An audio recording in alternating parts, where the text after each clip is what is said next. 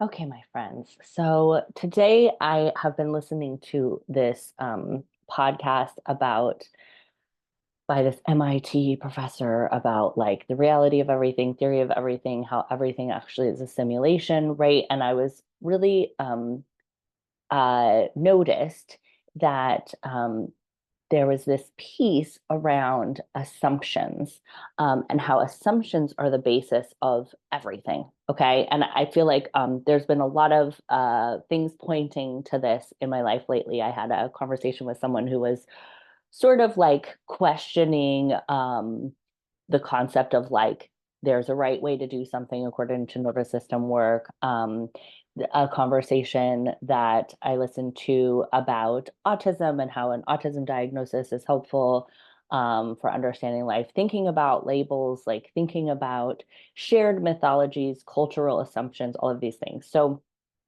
I think this is something that's been kind of every angle's pointing or every whatever, every sign is pointing to this. So I wanted to talk about it today. So when we think about anything, okay, whether it's a science thing or a health thing or a spiritual thing, basically what we have to start with is a set of shared assumptions. Okay. So this MIT guy was saying, like, there's no scientific theory that is not based in an assumption. So you have to start from an assumption to get anywhere. So, like Galileo, Newton, Copernicus, Einstein, they all started with an assumption. So, you start with an assumption, then you can build something off of that, but you can never prove the assumption. Now, I don't understand this from like a physics level, but it makes a ton of sense to me around like everything that we're doing as humans. Okay. So if you're connected with me and you've been watching the things that I put out, you're sort of like buying into the shared assumption that like it's good to have some flexibility in your nervous system. Okay, so what are some assumptions that lead us to this idea that it's like good to have a flexible nervous system? Um, First assumption I would say is that life is valuable and should be preserved, right? Like an inflexible nervous system is a threat to longevity of life. Um, uh, your vagus nerve affects all of your physiological functions, so like organ function, heart and lung function, digestive function. Okay, so there's an assumption that like longevity of life or like quote unquote health measures with health is a tricky word too because that's also based on assumption that like a heart that beats at a steady pace for um, 90 years is like the better heart. Okay, so we're assuming that life is valuable and should be preserved. We're assuming that um, this certain type of functioning of organs is better and should be sought after. We're assuming that like peace and happiness are better than fear and violence and sadness, right? Which is also like, where are we coming up from that? From that, like, if I wasn't taught when I was a baby, when I was freaking out about something, like, you're fine, be happy, like, calm down, smile, like, don't be scared, it's fine, you're fine. If I wasn't taught that it was preferable for me to be like, oh, I'm having fun, then maybe my experience of sadness and fear wouldn't feel bad. Like, maybe it would just be as fine as happiness. And I would even say, like, personally, that happiness still in my life feels like less comfortable than sadness because sadness for so long felt like the authentic thing that I wasn't allowed to feel, and happiness felt like the fake thing. So I still, when I'm feeling like positive, I often after like a lot of interaction with people, I'll be like, I just want to like frown for 2 hours because I realize that I am working so hard to smile and be like, um, which is like masking, whatever.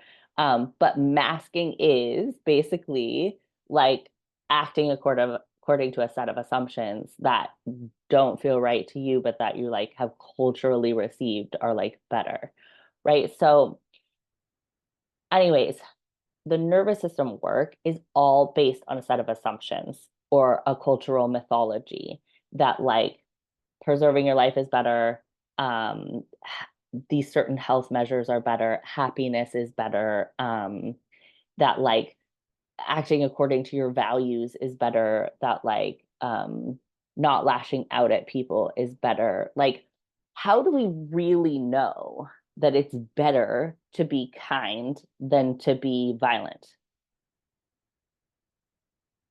That's based on the assumption that like again, I think they all go back to that like life should be preserved and cared for and like held valuable. And how are we to know that that's the case? Because if we look at what we're perceiving that like life is not very valuable because people are dying all of the time and getting like really hurt all the time and being born with major health difficulties and acquiring major health difficulties and um like animals and plants are just like killed constantly by natural disasters or by human behavior. Like if I look around, I don't see a world designed by a designer who thinks that life is like really precious and should be preserved at all costs, right? Like even if you think about spiritual teachings of like any ancient wisdom tradition, really they're like life is impermanent, like it's really not a big deal, um like you're here today, gone tomorrow, like it's fine if you die. And yet so many of our mythologies are based around this like I should live a long time. Um, so why am I saying all of this? I mean, I think that I'm a person who is like real comfortable ending up back. My glasses are dirty and I need like a cleaner, but I don't have one. I usually have one right here. Okay, I'll just roll with it. I'm a person that's like very comfortable going back to the nothing's real and nothing matters, and I have no idea. The like I am that style. What is it called? Is it nihilism? Um, so all of this to say, if you are connecting with me, like I'm just sharing this mythology. Okay. So it's like if you came to me and you were like, I want to know how to sing the song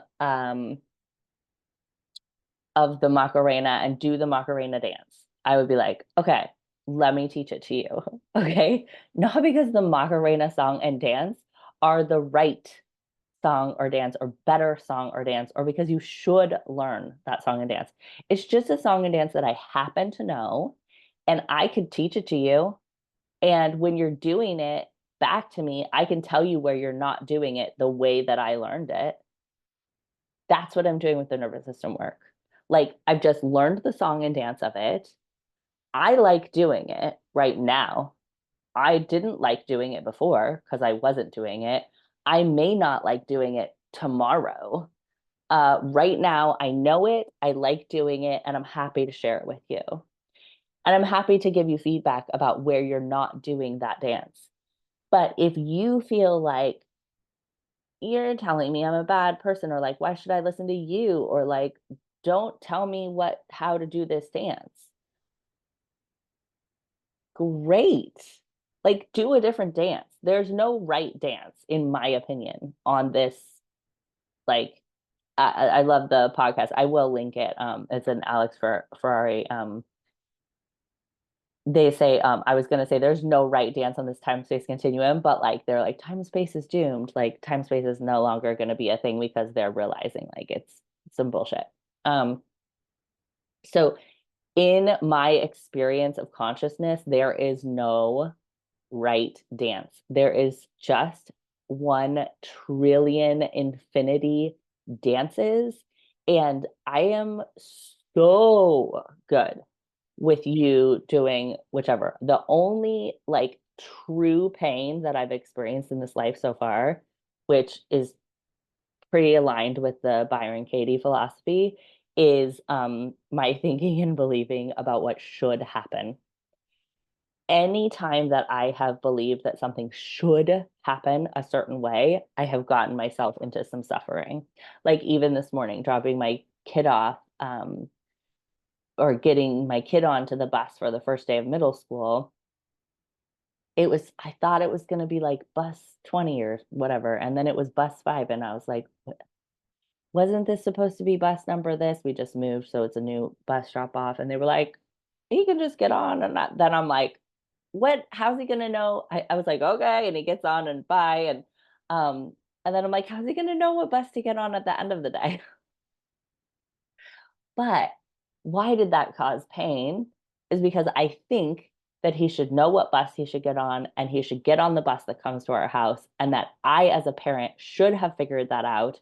And that it's bad or dangerous if he doesn't know what bus to get on, or he gets on the wrong bus, or I'm not there, or he ends up somewhere else. How do I know that? Like, that's just a mythology. Everything is a mythology. So, what is my point? Do whatever mythology sounds the best to you in any given moment, acknowledging that there are no mythologies that are right. The podcast talks about this, that there's like anytime you forget that something is based on a set of assumptions, it turns into dogma. Okay. I am not a member of nervous system dogma. I am a member of, oh, nervous system work is a song and dance you're interested in. I happen to know some of the moves. Like I'll share them with you. Um, but when it turns into dogma, like, oh, you're dysregulated, like, oh, you haven't slept or eaten or exercised or like done your daily 3 today. Now you're in trouble with the sky daddy. I don't want to be a part of that. I just so happened to like this song and dance, so I'm sharing about it. And some other people like it too and want to do it with me. Great. But like, there is absolutely nothing in my heart or mind that's like, if you don't like this song and dance, like, fantastic. I thoroughly believe that every path is valid, including the ones that are like especially anti society, like politicians that people think are bad, or drug use, or sexual conduct, whatever. I just think I have I have no ability to know if anything is good or bad. And all I have is the moment to moment, like this feels better, this doesn't feel better. And that's the only, like, my experience of being in the body is the only thing that I'm basing anything off of. And 99% of the time, I don't even have clarity on that. I'm like, I don't know. I'm trying to do a lot of right now, just like what feels good, but I don't even know that that's right or wrong. I really believe there's no right or wrong, right? So that something doesn't turn into dogma, so that people don't start to feel like controlled or pressured or looked down on or judged. Like, please know that anything that I share is just like me being like, I learned this song and dance, like I think it's fun, do you want to do it with me? And then some people say yes and some people say no. And if you start doing it with me and you're like, I hate it, don't do it. Totally. Because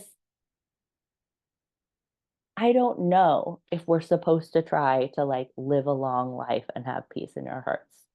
I don't know that that's the case. I have decided to go with that mythology because I have a kid, and since having a kid, it just feels like that is the choice that feels best to me, is to like try to live a long life and have some peace in my heart, because this interaction, like this dynamic I feel around having the kid, makes that feel valuable for me. But again, I have no idea. I have no idea. Um, okay, so the dogma is what happens when we forget that the assumptions are just assumptions. And so bringing ourselves back to like, this is just an assumption can be really helpful so that you don't get towards the dogma.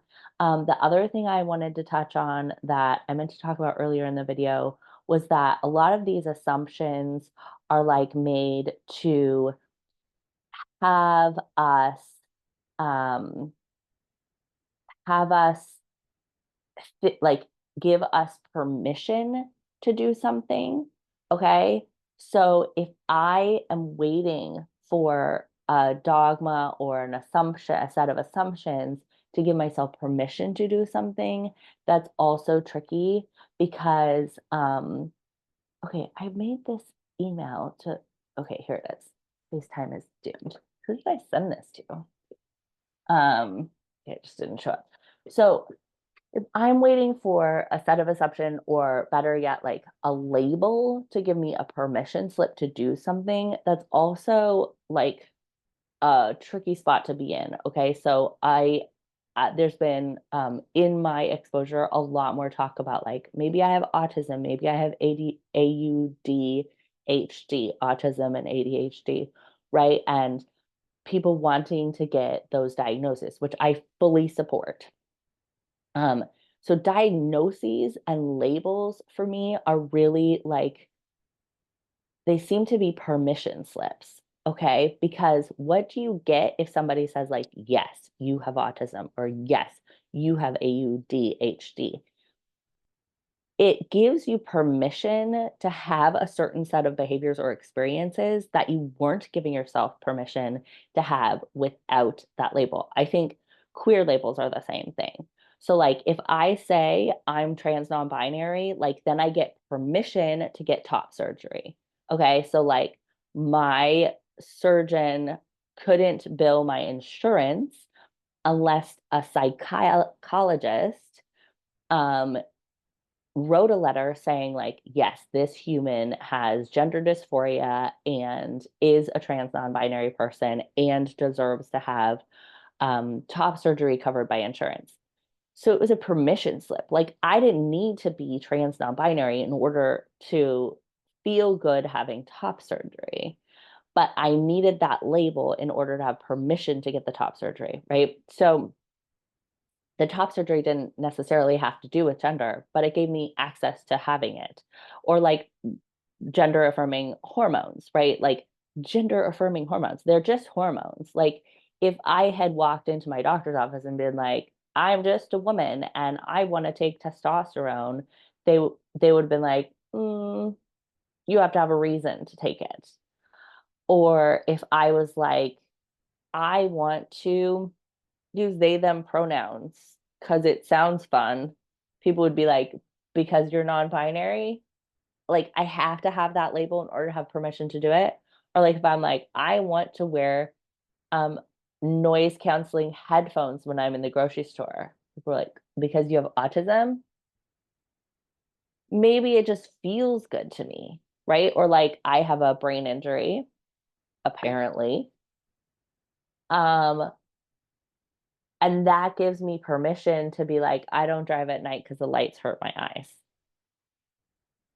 because of my brain injury. What if I just said, like, I don't like to drive at night because it hurts my eyes? But I didn't feel like I was allowed to do that until I got the diagnosis. So I love a label if you need it to take yourself over to that, like giving yourself permission.